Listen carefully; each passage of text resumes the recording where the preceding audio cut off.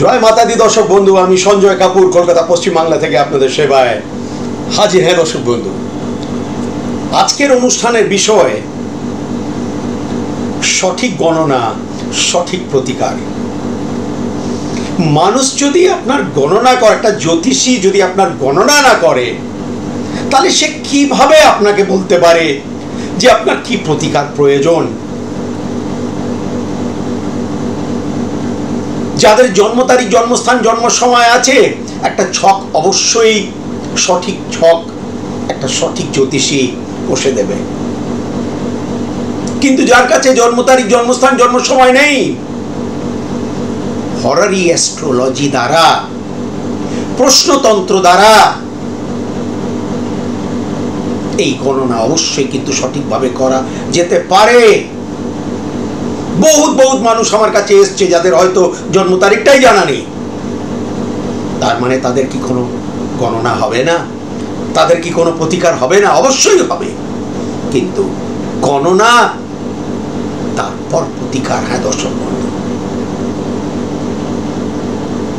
আজকাল দেখছি এই মিডিয়াতে এই পাথর পড়ে নিন, ও কিছু পড়ে নিন, ও আরে ভাই, সবকিছু সবাইকে শুট নাও করতে পারে। আপনি নিজে বলুন, সব পাথর কি সবাইকে শুট করে? সব ওষুধকে সব রোগীকে শুট করে? বিচারের ওপরে কিন্তু নির্ভর করে কিন্তু প্রতিকার। দর্শক বন্ধু, বিচারের ওপর। মানুষ একটা টোটকা দিয়ে যাচ্ছে দিনের পর দিন, হাজার হাজার টোটকা। আরে মানুষ কত কি করবে? কাজ করবে না টোটকা করবে? আর টোটকা কোনো বেসিস নেই, তার ভিত্তি নেই।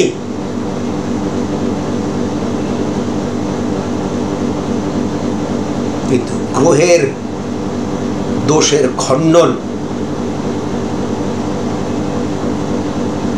যেটা প্রতিকার করে বিচারের পরে পরবর্তীকালে, সেটাই কিন্তু আসল। হ্যাঁ দর্শক বন্ধু, মানুষের অনেক ধরনের সমস্যা কিন্তু জীবনে থাকতে পারে। অনেকবার দেখা যায় যে তার গ্রহ হয়তো ঠিক আছে, কিন্তু তার বাস্তু ঠিক নেই। এক এক দিশে বলে না, যদি দশা পাল্টাতে হলে দিশা পাল্টাতে হয়। হয়তো বাড়িতে এমন একটা কিছু রয়েছে যেটা হয়তো আপনার জীবনকে তছনছ করে রেখেছে। ছোট্ট একটি কথা, আগুন এবং জল পাশাপাশি।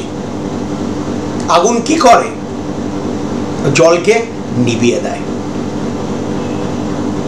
কিন্তু তার মধ্যে যদি ওখানে একটা কাঠের টুকরো যদি রাখা যায়, একটা উদাহরণ দিই, তাহলে সে কাঠ কি করবে? জলটাকে টেনে নেবে এবং আগুনকে জাগৃত রাখবে।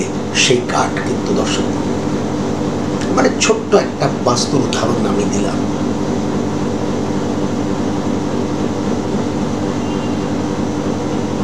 কাজে যে কোনো লোক যে কোনো কথা বললে দয়া করে সেগুলোর সেই জায়গা কিন্তু দিশাহারা হবেন না। গণনা দেখে বোঝা যায় আদৌ সে কাজ হতে পারে কি হতে পারে না, তার কতটা সম্ভাবনা, আর তার কি প্রতিকার প্রয়োজন। কোন গ্রহগুলো আপনার মিত্র গ্রহ, কোনগুলো আপনার শত্রু গ্রহ, এগুলো কি জানার দরকার নেই? আপনার শত্রু গ্রহ পাথরগুলো যদি আপনাকে পড়িয়ে দেওয়া হয়, তাহলে কি সেগুলো আপনার ক্ষতি করবে নাকি আপনার মঙ্গল করবে? বলুন আপনারা। পাথর কেউ কিন্তু যারা শকে পড়ে, তার কিন্তু কোনো মূল্য নেই, সেগুলো ক্ষতি করতে পারে।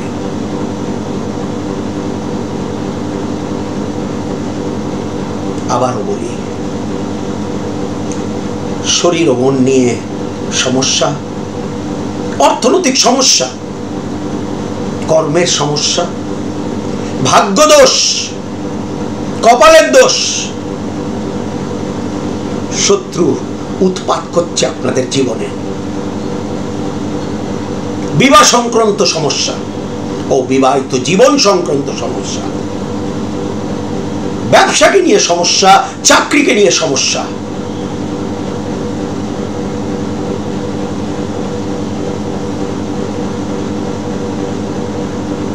প্রেমে বাধা, প্রেম হাতছাড়া, এগুলোর প্রতিকার আছে।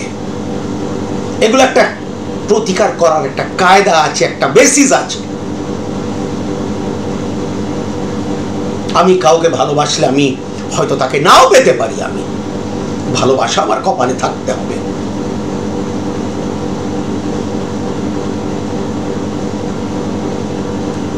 শিক্ষা সংক্রান্ত সমস্যা বাচ্চাদের জন্য, যাদের মনোযোগ কম, যারা সেইভাবে কনসেন্ট্রেট করতে পারছে না। বাড়ি সংক্রান্ত সমস্যাও তো থাকতে পারে মানুষের। আর মনে রাখবেন, জীবনে এগিয়ে যাবার একটাই কিন্তু চাবিকাঠি, যোগাযোগ। সে আপনি ছোটবেলা থেকে দেখে নিন, বাচ্চাবেলা থেকে দেখে নিন, সে স্কুল হোক, কলেজ হোক, চাকরি হোক, ব্যবসা হোক, এগুলো সমস্ত কিছু নির্ভর করে আপনার যোগাযোগের ওপরে।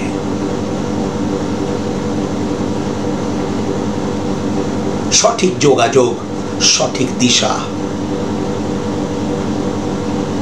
লক্ষ্যের দিকে পৌঁছবেন কিনা সেটা তো পরের কথা, আপনি আদৌ কি সঠিক দিশায় চলছেন, ছুটছেন, প্রশ্নচিহ্ন। অর্থ আসছে অথচ বেরিয়ে যাচ্ছে। দিনকাল খারাপের সময় কার সামনে হাত পাতবেন? অর্থনৈতিক সঞ্চয় আজকের দিনে কতটা জরুরি। হ্যাঁ দর্শক বন্ধু, যোগাযোগ করা যায়, সঞ্জয়দার সঙ্গে যোগাযোগ করা যায়। যোগাযোগ আপনারা করে এসছেন 35 বছর ধরে। কলকাতাতে 3টে চেম্বার, নিজস্ব, উত্তর কলকাতা, দক্ষিণ কলকাতা, মধ্য কলকাতা, এবং ভিডিও কলের ওপরে যারা বিচার করাতে চায় তারা অবশ্যই স্ক্রিনের ওপরে যোগাযোগ করতে পারে। কিন্তু মনে রাখবেন, সঞ্জয়দার ভিজিট জমা করে তারপর বিচার, আর সঠিক বিচার মানেই কিন্তু সঠিক প্রতিকার। আর সঠিক প্রতিকার হলে নিশ্চয়ই সঠিক দিশা এবং সফলতা। দর্শক বন্ধু, ভালো থাকবেন, সুখে থাকবেন। দর্শক বন্ধু, আমি সঞ্জয়।